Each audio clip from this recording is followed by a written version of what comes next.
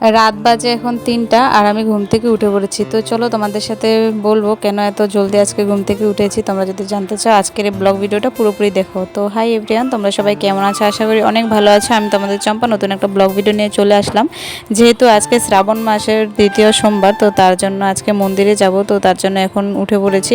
তো নিজের কাজগুলো করার পর বাড়িতে পুজো দিয়ে দিয়েছি। যেহেতু আমাদের বাড়িতে তো শিব বাবা রয়েছে, তো সেখানে পুজো দেওয়ার পর এখন রেডি সেডি হয়ে বের হয়ে পড়লাম মন্দিরে যাওয়ার জন্য। তো এখন বাজে 4টা, 4:30 এমনটা বাজছে। তো তার মধ্যে আমরা মন্দির পাবো এই অবস্থা। আর দেখো আমি কি নিয়েছি আজকে মন্দিরে যাওয়ার জন্য। দেখতেই পারছো এখানে ফুল অনেক কিছু রয়েছে। তো বেলপাতা আরেক জায়গাতে রয়েছে। আর আমার সাথে কে যাচ্ছে তোমরা যদি জানতে চাও, তো আজকের এই ব্লগ ভিডিওটা পুরোপুরি দেখো, স্কিপ করো না। তো দেখতে পাচ্ছ আমরা অনেকটা দূর চলে আসলাম। আর এখানে রয়েছে আমাদের বাড়ির পাশে একটা বান্ধবী। তো সে আর আমি যাচ্ছি। আর সামনে রয়েছে আমার দাদা, ভাই, আমরা সবাই মিলে 4জন মিলে যাচ্ছিলাম আজকে মন্দিরে। আর জানো আজকে মন্দিরে গিয়ে একটা জিনিস দেখতে পেয়ে মানে কি বলবো, চলো তোমাদের সাথে দেখাবো সবকিছুই, তোমরাও দেখে বলবে। আর এই রাস্তাটা তোমরা কে চিনতে পেরেছো? যারা লঙ্কা থেকে ভিডিওটা দেখছো হয়তো জানতে পারবে। এই যে অনুকূল ঠাকুর মন্দির আমাদের এখানে।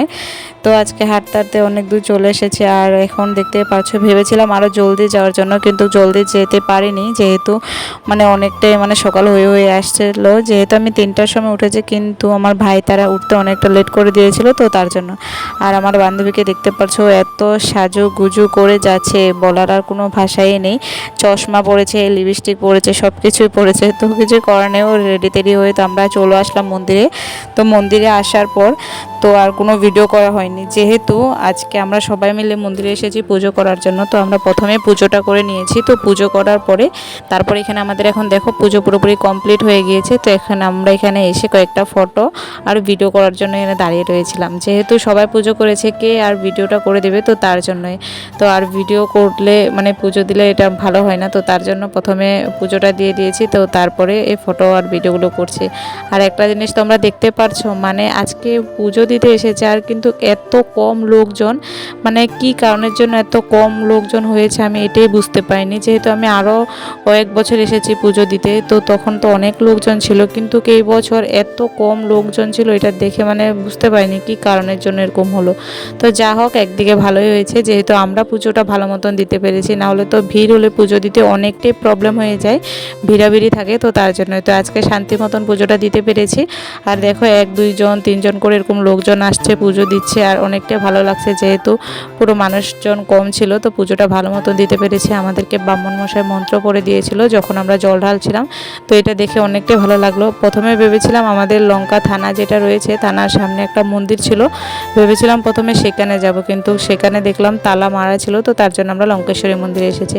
আর এই যে দেখতে পাচ্ছ শিব বাবার পাশে রয়েছে মালা পরানো, সেটাকে কি বলে তোমরা যদি জেনে থাকো আমাকে বলবে। তো আমি এখনের জন্য ভুলে গিয়েছি। তো সেই মালাটা আমিও পরে দিয়েছিলাম। তো শিব বাবাকে একটা মালা পরানো হয়েছিল, আমিও পরিয়ে দিয়েছিলাম। তো সেটা ওরা খুলে নিয়েছে, যেহেতু ওরা সাথে সাথে সব জিনিস সরিয়ে দিচ্ছিল, তো তার জন্যই। তো দেখো এখানে আমাদের পুজো পুরোপুরি কমপ্লিট, এখন বাড়ির দিকে চলে যাচ্ছি। আর ভাই একটু আমাকে ভিডিও করে দিচ্ছে। আর তোমরা একটা জিনিস এখন তোমাদের সাথে শেয়ার করব, লঙ্কা ব্রিজের অবস্থাটা কি হয়ে রয়েছে।